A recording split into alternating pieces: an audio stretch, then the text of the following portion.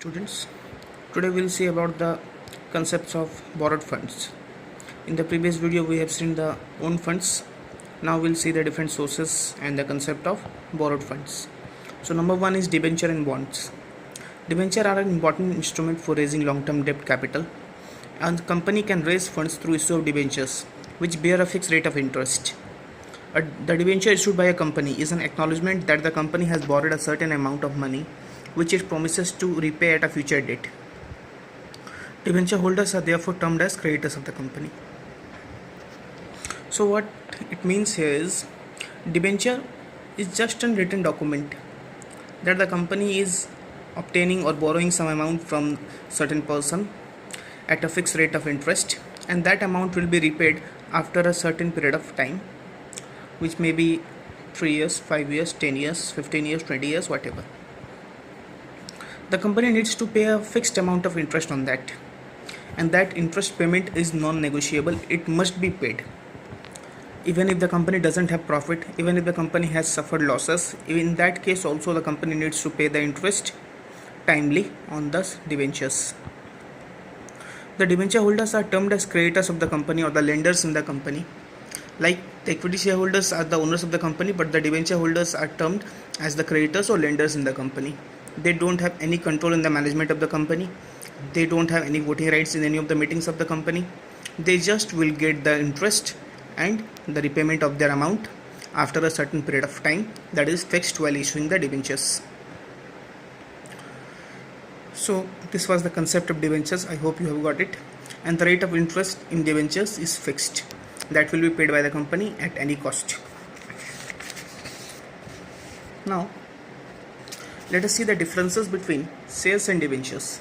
This is quite important for you, so please see it very carefully. What are the differences between shares and debentures? Number one, nature of fund.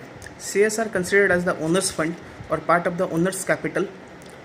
Debenture is considered as borrowed fund or loan funds. Voting rights, shareholder gets full voting rights. Debenture holders don't get any voting rights. Issue at discount.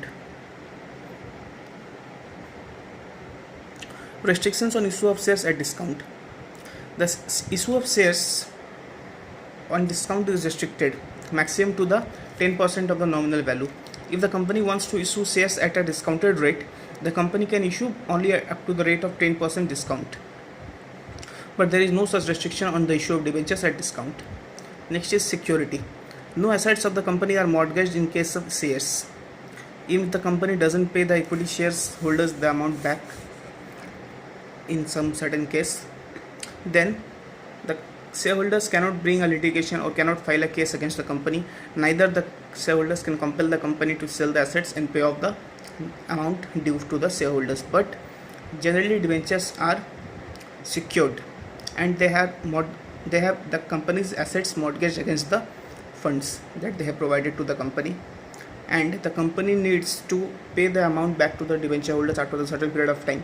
If the company is unable to do so, then the assets of the company will be auctioned or sold in the market, and the amount recovered from there will be paid back to the debenture holders in case of default by the company.